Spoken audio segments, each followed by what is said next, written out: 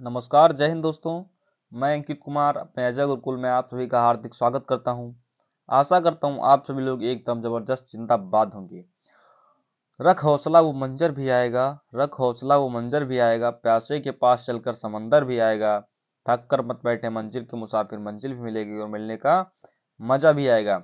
दोस्तों, हमें सतत मेहनत करते रहना और अपने लक्ष्य की ओर अग्रसर बढ़ते रहना है। तो दोस्तों, आज इस क्लास में हम लोग अध्ययन करेंगे 10 जनवरी 2023 की सेकेंड शिफ्ट में पूछे गए हिंदी के 20 महत्वपूर्ण प्रश्न और उनसे जो ऑप्शन से बन सकते हैं प्रश्न, वो सारे प्रश्न अध्ययन करेंगे जो कि हमारे एग्जाम के लिए अति महत्वपूर्ण है। तो दोस्तों, क्लास में अंत तक जरूर बने रहें और यदि आप सभी लोग हमारे चैनल पर नए हैं तो चैनल को सब्सक्राइब अवश्य कर लें। तो दोस्तों, बिना किसी देर के आज की क्लास का आगाज करते हैं और देखते हैं आज का पहला प्रश्न हमारा क्या है। आज का पहला प्रश्न हमारा दोस्तों यह निम्नलिखित मुहावरे के लिए उपयुक्त सार्थक शब्द है। निम्नलिखित मुहावरे के लिए उपयुक्त सार्थक शब्द है। यहाँ पर दिया हुआ है हमारा सार्थक शब्द क्या दिया हुआ है, नानी याद आना। मुहावरे का अर्थ क्या होगा, नानी को याद करना, या छुप कर बैठ जाना, या मुसीबत देखकर घबरा जाना, या किसी से मिलने का मन करना। तो दोस्तों, इसका राइट आंसर क्या हो जाएगा, इसका राइट आंसर हो जाएगा थर्ड, मुसीबत देखकर घबरा जाना यानी नानी याद आ जाना, इसका राइट आंसर हो जाएगा। और बढ़ते हैं अगले प्रश्न की ओर। अगला प्रश्न हमारा दिया कर रहा है कि समुद्र की सीमा, समुद्र की सीमा अनंत है। वाक्य में प्रयुक्त अनंत शब्द का विलोम शब्द बताइए। अनंत का दोस्तों विलोम क्या होगा, अनंत का विलोम अंतहीन होगा, या अंत होगा, या अनंग होगा, या असीमित होगा। तो दोस्तों, इसका राइट आंसर हो जाएगा हमारा सेकंड हो जाएगा। अनंत का जो विलोम क्या होगा, अंत होगा। क्या होगा, अंत का अनंत का क्या हो जाएगा, अनंत हो जाएगा। जैसे पूछ लेता है कि नूतन का क्या होता है, नूतन पूछ लेता है, नूतन। नूतन का दोस्तों क्या होता है विलोम, नूतन का होता है पुरातन। पुरातन क्या होता है, पुरातन होता है। नूतन का पुरातन हो जाता है। और जैसे पूछ लेता है, अब जैसे पूछ लेता है विलोम हमारा पृथ्वी का पूछ लेता है, पृथ्वी का पूछ लेता है तो क्या हो जाएगा, आकाश हो जाएगा, अंबर हो जाएगा। धरती का पूछ लेता है प्रकाश या अंबर कह सकते हो। प्रकाश का पूछ लेता है क्या हो जाएगा, अंधेरा हो जाएगा। ये दोस्तों सब क्या है, ये एक दूसरे के जो है विलोम शब्द है। यहाँ पर असीमित दिया है तो दोस्तों असीमित क्या क्या विलोम हो जाएगा, सीमित हो जाएगा। क्या हो जाएगा, असीमित का क्या हो जाएगा, सीमित हो जाएगा। और बढ़ते हैं अगले प्रश्न की ओर, देखते हैं अगला प्रश्न हमारा क्या है। अगला प्रश्न हमारा दिया हुआ है, कह रहा निम्नलिखित में से अव्यय से बना विशेषण शब्द नहीं है। किससे, अव्यय से बना विशेषण शब्द नहीं है। विशेषण दोस्तों किसे कहते हैं, किसी शब्द की विशेषता बताने वाले शब्द को क्या कहते हैं, हम विशेषण कहते हैं। दोस्तों यहाँ पर कह रहा अगला, बाहरी, पिछला। दोस्तों ये सारे तीनों जो है अव्यय से बने विशेषण हैं। अव्यय, अव्यय का मतलब होता है जिसका कुछ भी व्यय ना हो, जिसका कुछ भी खर्च ना हो, दोस्तों अव्यय हो गया। अगला और पिछला और बाहरी, ये तीनों दोस्तों अव्यय से बने विशेषण हैं। जबकि कैसा, ये जो है अव्यय से बना विशेषण नहीं है। इसका राइट आंसर हो जाएगा हमारा 4। और पढ़ते हैं अगले प्रश्न की ओर। अगला प्रश्न दिया कर रहा है कि आज विद्यालय में शिक्षिका ने, आज विद्यालय में शिक्षिका ने अंताक्षरी खेलने को कहा। वाक्य में अशुद्ध वर्तनी वाला शब्द कौन सा है। ऑप्शन में दिया शिक्षिका एकदम सही लिखा है, विद्यालय एकदम सही, खेलने का एकदम सही लिखा है, खेलने को कहा। यहाँ पर है अंताक्षरी, तो दोस्तों ये हमारा गलत लिखा है। अंत्याक्षरी दोस्तों किस तरह से लिखते हैं, अंत्याक्षरी दोस्तों इस तरह से लिखते हैं। किससे लिखते हैं, अंत्याक्षरी। दोस्तों ये हमारा लिखने का एकदम सही तरीका, अंत्याक्षरी लिखने का एकदम सही तरीका है। आज विद्यालय में शिक्षिका ने अंत्याक्षरी जो है खेलने को कहा। इसका राइट आंसर हो जाएगा हमारा डी। इसमें जो है वाक्य में अशुद्धि है। अगले प्रश्न की ओर बढ़ते हैं। अगला प्रश्न दिया कर मूल क्रिया, कह रहा मूल क्रिया प्रथम प्रेरणार्थक क्रिया और द्वितीयक प्रेरणार्थक क्रिया का सही शब्द क्रम चुनिए। तो दोस्तों यहाँ पर दिया गया बजवाना, बजना, बजाना, या कराना, करना, करवाना, या उठना, उठाना और उठवाना, या सुनना, सुनवाना, या सुनाना। तो दोस्तों यहाँ पर हम आपको बताते हैं किस तरह से होंगे। जैसे यहाँ पर इसका राइट तो आंसर तो हो जाएगा उठना और उठाना और उठवाना। यहाँ पर हो जाएगा बजना, बजाना और बजवाना, ये फर्स्ट पर हो जाएगा, सेकेंड हो जाएगी, ये थर्ड हो जाएगा। यहाँ पर करना, और सेकंड पर करवाना हो जाएगा, और थर्ड पर सॉरी फर्स्ट पर करना होगा, सेकंड पर कराना और थर्ड पर करवाना हो जाएगा। और बात करते हैं इसमें फर्स्ट पर हमारा सुनना हो जाएगा, दूसरे पर सुनाना हो जाएगा और तीसरे पर सुनवाना हो जाएगा। ये दोस्तों प्रथम क्रम मूल क्रिया और प्रथम प्रेरणार्थक क्रिया और द्वितीय प्रेरणार्थक का जो है क्रम था। इस तरह से आपको करना है। और अगले प्रश्न की ओर बढ़ते हैं। अगला प्रश्न दिया कर दोपहर कर उपयुक्त। तो दोस्तों यहाँ पर दिया है, हमारा प्रश्न दिया हुआ है, कह रहा है कि दोपहर दोपहर जो उपयुक्त वाक्य में रिक्त स्थान का उपयुक्त निम्नलिखित में से कौन सा विकल्प होगा, जो है निम्न में से क्या विकल्प होगा। ऑप्शन में दोपहर का अर्थ यहाँ पर बताया गया, दोपहर का अर्थ होता है दो पहरों का संग्राम, या दोपहर का अर्थ होता है दो पहरों का कदाचार, या दो दोपहर का अर्थ होता है दोपहरों का समाहार, या दोपहर का अर्थ होता है दोपहरों का अनाचार। तो दोस्तों इसका राइट आंसर क्या हो जाएगा, इसका राइट आंसर हो जाएगा हमारा थर्ड हो जाएगा। दोपहर का अर्थ है दोपहरों का समाहार। तो दोस्तों अगर पूछ लेता है इसमें से कौन सा, इसमें जो है जो है इसमें कौन सा समास है, पूछ लेता है इसमें से, इसमें समास कौन सा है, तो समास की बात करते हैं दोस्तों, इसमें द्विगु समास होगा। कौन सा समास होगा, द्विगु, जिसमें दोस्तों कोई गिनती शब्द में आ जाए, तो वाक्य जो शब्द में कोई गिनती आ जाए तो उसे क्या जाएंगे हम, द्विगु समास है। दोपहर, दोपहर है, तिराहा है, चौराहा है, पंचवटी है, दोस्तों कौन सा समास हो गए, ये सारे हमारे द्विगु समास के अंतर्गत आते हैं। और बढ़ते हैं अगले प्रश्न की ओर। अगला प्रश्न हमारा दिया करा, जिसका खंडन ना हो सके, जिसका खंडन ना हो सके वाक्यांश के लिए उचित शब्द बताइए। तो दोस्तों यहाँ पर दिया खंडित, या खंडनीय, या अखंडनीय, या समूल। तो दोस्तों इसका राइट आंसर हो जाएगा थर्ड हो जाएगा। जिसका खंडन ना हो सके उसे क्या कहेंगे हम, अखंडनीय कहेंगे। क्या कहेंगे, अखंडनीय कहेंगे। और जिसका खंडन किया जा सके, जिसका खंडन किया जा सके उसे दोस्तों क्या कहेंगे, उसे हम खंडनीय कहेंगे। और यहाँ पर दिया समूल, क्या दिया है, समूल। दोस्तों इसका अर्थ क्या है, समूल का अर्थ होता है जड़ सहित। क्या होता है, जड़ सहित। जड़ सहित दोस्तों इसका क्या हो जाएगा, समूल का क्या हो जाएगा, जड़ सहित। दोस्तों यहाँ पर स का मतलब हो गया साथ में, और मूल मतलब होता है जड़, जड़ के साथ में। दोस्तों ये हमारा इसका राइट आंसर हो जाएगा थर्ड, ये हो जाएगा हमारा समूल हो जाएगा, खंडनी जिसका खंडन किया जा सके। और अगला हमारा दिया गया रेखांकित शब्द समूह के लिए सबसे उपयुक्त विकल्प चुने। तो दोस्तों यहाँ पर करा, मुसीबत का मारा वह किसी और स्थान पर जा बसा। किसी और स्थान पर दोस्तों, तत्र स्थान पर, या अन्यत्र स्थान पर, या सर्वत्र स्थान पर, या अत्र स्थान पर। तो दोस्तों इसका राइट आंसर हो जाएगा हमारा सेकंड हो जाएगा। क्या हो जाएगा, सेकंड। वह जो है मुसीबत का मारा और किसी अन्य स्थान पर, अन्यत्र स्थान पर जा बसा। राइट आंसर इसका सेकंड हो जाएगा। और बढ़ते हैं अगले प्रश्न की ओर। अगला प्रश्न दिया कर रहा है कि यह जल में इस जल में अनेक जलीय जीव हैं। कैसे, इस जल में अनेक अनेक जीव हैं, इस जल में अनेक जीव हैं। तो रेखांकित शब्द के विलोम शब्द का चयन कीजिए।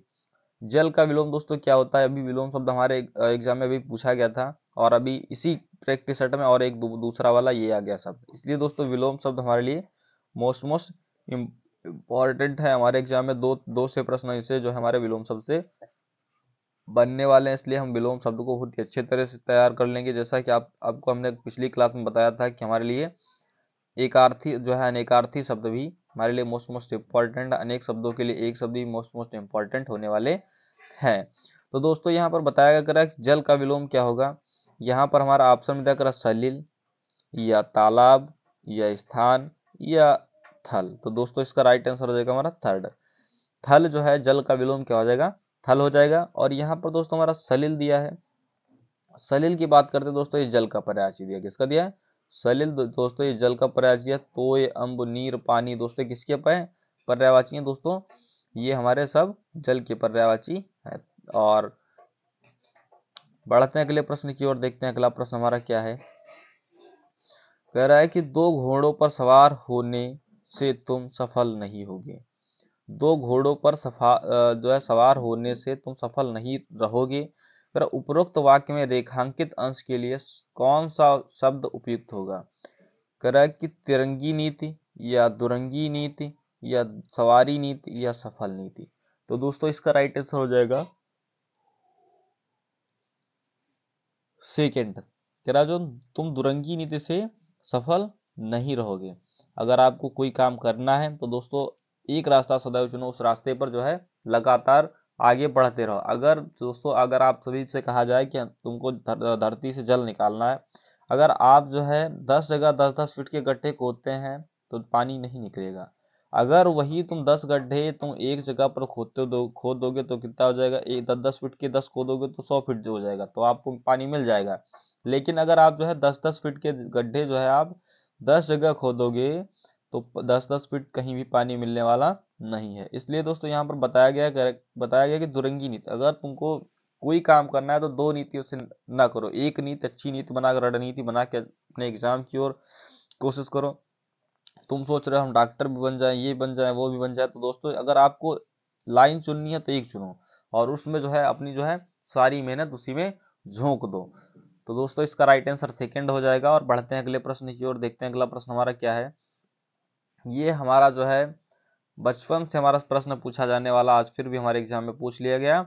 ऊंट के मुंह में जीरा मुहावरे का सही अर्थ है। तो दोस्तों सभी को पता है, अधिक खाने वाले को कम देना ऊंट के मुंह में जीरा, या ऊंट को जीरा खिलाना, या खाने में जीरा डालना, या मित्रता करना। तो दोस्तों इसका राइट आंसर हो जाएगा हमारा फर्स्ट, अधिक खाने वाले को कम देना, यानी ऊंट के मुंह में जीरा। राइट आंसर एकदम हमारा फर्स्ट हो जाएगा। और अगले प्रश्न की ओर बढ़ते हैं। अगला प्रश्न हमारा दिया कर निम्नलिखित वाक्य में से अशुद्धि पहचानी, किसमें अशुद्धि है। तो दोस्तों अशुद्धि भी हमारे लिए मोस्ट इंपॉर्टेंट शब्द है। अभी हमारे एग्जाम में अभी अंत्याक्षरी अशुद्धि पूछा था, दूसरा ये हमारा अशुद्धि पूछ लिया गया है। दोस्तों यहाँ पर पूछा गया वह आया परंतु मैं नहीं गया। परंतु दोस्तों इसमें आया गलत है, या जो है गया गलत है, या परंतु गलत है, या वह गलत है। तो दोस्तों इसका राइट आंसर थर्ड हो जाएगा। परंतु दोस्तों इस तरह से नहीं लिखते हैं, परंतु दोस्तों इस तरह से लिखते हैं, परंतु इस तरह से लिखा जाता है। इसका राइट आंसर हो जाएगा हमारा थर्ड। और बढ़ते हैं अगले प्रश्न की ओर।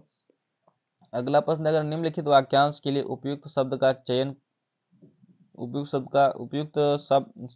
विकल्पों में से कीजिए। कह रहा है निम्नलिखित वाक्यांश के लिए उपयुक्त शब्द का चयन विकल्पों में से कीजिए। कह रहा है जिसने चित्त किसी विषय में लगा दिया है, जिसने किसी विषय में अपना चित्त लगा दिया है, क्या हो जाएगा, दत्त चित्र हो जाएगा, या विषय चित्त हो जाएगा, या अग्रसूची हो जाएगा, या अग्रगामी हो जाएगा।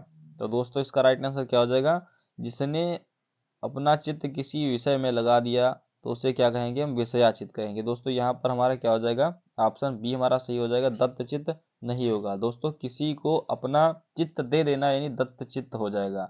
और अग्र सोची मतलब आगे की सोचने वाला दोस्तों अग्र सोची हो जाएगा। और अग्रगामी आगे को दोस्तों गमन करने वाला, आगे आगे चलने वाला दोस्तों अग्रगामी हो जाएगा। इसका राइट आंसर हो जाएगा सेकेंड, विषय चित्त हो जाएगा। और अगला प्रश्न देखते हैं हमारा क्या है। अगला प्रश्न दिया करा कि हिमालय भारत का ताज है, हिमालय भारत का ताज है। तो दोस्तों यहाँ पर हिमालय का दोस्तों करा रेखांकित शब्द के लिए उचित पर्यायवाची शब्द चुनिए, चयन कीजिए। तो दोस्तों इसका राइट आंसर क्या होगा, प्रभा होगा। प्रभा का मतलब दोस्तों होता है सवेरा। और यहाँ पर गिरिराज यानी पर्वतराज, पर्वतराज के नाम से किसको जानते हैं हम, हिमालय को जानते हैं। किसको, पर्वतराज हमारा हिमालय हो जाएगा। इसका राइट आंसर क्या हो जाएगा, गिरिराज हो जाएगा। और बढ़ते हैं अगले प्रश्न की ओर, देखते हैं अगला प्रश्न हमारा क्या है। फिर आकलन शब्द के लिए इनमें से उपयुक्त पर्यायवाची कौन सा है। किसके लिए, आकलन करने के लिए सबसे उपयुक्त पर्यायवाची है। तो दोस्तों इसका आंसर आप सभी लोग कमेंट बॉक्स में बताओगे, आकलन शब्द का पर्यायवाची कौन सा है। और यहाँ पर दिया हुआ है हमारा निम्न गद्यांश के कुछ शब्दों को हटा दिया गया है, और कुछ गद्यांश को हटा दिया गया है। और यहाँ पर आप सभी से पूछा गया है, कुछ शब्दों को हटा दिया गया। गद्यांश के नीचे पूछे गए प्रश्नों के इन रिक्त स्थानों के लिए उपयुक्त शब्द का चयन विकल्पों में से कीजिए। दोस्तों यहाँ पर हमारा दिया हुआ है, प्रश्न दिया हुआ है कह रहा राष्ट्र के विकास के लिए चरित्र निर्माण परम आवश्यक है। राष्ट्र के सभी विकास के लिए, राष्ट्र के पूरे विकास के लिए, या राष्ट्र के अधिक विकास के लिए, या राष्ट्र के सर्वांगीण विकास के लिए। तो दोस्तों राष्ट्र के सर्वांगीण विकास के लिए चरित्र निर्माण परम आवश्यक है। अगर आपका चरित्र अच्छा होगा तो राष्ट्र का निर्माण स्वतः ही बहुत अच्छी तरीके से होगा। अगर आप चरित्रहीन है तो दोस्तों राष्ट्र के लिए करेंगे क्या, कुछ नहीं कर पाएंगे। इसलिए दोस्तों राष्ट्र के लिए सर्वांगीण विकास के लिए निर्माण जो है, चरित्र निर्माण परम आवश्यक है। जिस प्रकार वर्तमान में भौतिक निर्माण का कार्य अनेक योजनाओं के माध्यम से तीव्र गति से संपन्न हो रहा है, वैसे ही वर्तमान की सबसे बड़ी आवश्यकता है कि देशवासियों के चरित्र निर्माण के लिए भी प्रयत्न किया जाए। उत्तम चरित्रवान व्यक्ति ही दोस्तों की संपदा है। किसकी संपदा है दोस्तों, यहाँ पर आप सभी को पता ही हो गया होगा। तो दोस्तों यहाँ पर दिया गया कह रहा है कि बताया गया कि यहाँ पर बताया उत्तम चरित्र व्यक्ति ही किसकी संपदा है, राज्य की सर्वोच्च संपदा है, या मोहल्ले की सर्वोच्च संपदा है, या राष्ट्र की, या प्रदेश की। तो दोस्तों यहाँ पर ऊपर राष्ट्र की बात की गई, तो यहाँ पर भी इसका राइट आंसर राष्ट्र हो जाएगा। कह रहा जो है उत्तम चरित्रवान व्यक्ति ही राष्ट्र की सर्वोच्च संपदा, इसका राइट आंसर थर्ड हो जाएगा। और आगे देखते हैं हमारा क्या दिया है। अगला प्रश्न दिया है, कह रहा है जनतंत्र के लिए तो एक महान योजना है। क्या योजना है, कह रहा है जनतंत्र के लिए तो एक महान योजना है। कैसी योजना है, हितकारी योजना है, या कल्याणकारी है, या लाभकारी है, या मनोहारी। तो दोस्तों जनतंत्र के लिए यह एक महान जो है कल्याणकारी जो है योजना है। कैसी, कल्याणकारी योजना, राइट आंसर का थर्ड हो जाए। क्या कल्याणकारी योजना, चरित्र निर्माण के लिए जो कार्य किया जाएगा, ये जो है हमारे जनतंत्र के लिए क्या कल्याणकारी योजना होगी। जन समाज में राष्ट्र, संस्कृति एवं परिवार के प्रति हमारा क्या कर्तव्य है। यहाँ पर देख लेते हैं ऑप्शन हमारे कौन कौन से दिए हुए हैं। कह रहा है यहाँ पर दिए गए हैं, कह रहा राज्य, जन समाज में राष्ट्र संस्कृति किसके लिए, राज्य एवं परिवार के प्रति क्या कर्तव्य है, या लोगों के, या राष्ट्र के, या समाज के। तो दोस्तों इसका राइट आंसर हो जाएगा हमारा 4 हो जाएगा। समाज एवं परिवार के प्रति हमारा कर्तव्य है कि इसका पूर्ण रूप से बोध कराना एवं राष्ट्र में व्याप्त समग्र भ्रष्टाचार के प्रति निषेधात्मक वातावरण का निर्माण करना ही चरित्र निर्माण का प्रथम क्या है। यहाँ पर ऑप्शन देख लेते हैं। सोपान दिया है, क्या दिया है, सोपान ही दिया दोस्तों। क्या है, राष्ट्र निर्माण के लिए ही प्रथम का है, तरीका है, या रास्ता है, या सोपान है, या कदम है। तो दोस्तों इसका राइट आंसर हो जाएगा हमारा थर्ड। कह रहा है कि इसका पूर्ण रूप से बोध करना, राष्ट्र के में व्याप्त समग्र भ्रष्टाचार के प्रति निषेधात्मक वातावरण का निर्माण करना ही चरित्र निर्माण का प्रथम सोपान है। दोस्तों ये थी आज की हमारी क्लास, इसका राइट आंसर थर्ड हो जाएगा। और होमवर्क के लिए आप सभी को बता दे रहे हैं दोस्तों, आप सभी लोगों को बताना है कामदेव के पर्यायवाची। कमेंट बॉक्स में कामदेव के कम से कम दोस्तों 3 पर्यायवाची आप सभी लोगों को कमेंट बॉक्स में लिखना है। अगर दोस्तों आप सभी को क्लास पसंद आई हो तो वीडियो को लाइक और चैनल को सब्सक्राइब फटाफट कर लीजिए, और बेल आइकन को दबाना तो बिल्कुल ही मत भूलिए, ताकि हमारे हर वीडियो की नोटिफिकेशन आप तक पहुंचती रहे। तो दोस्तों कल फिर मिलेंगे सुबह 8 बजे। आज के लिए इतना ही। जय हिंद।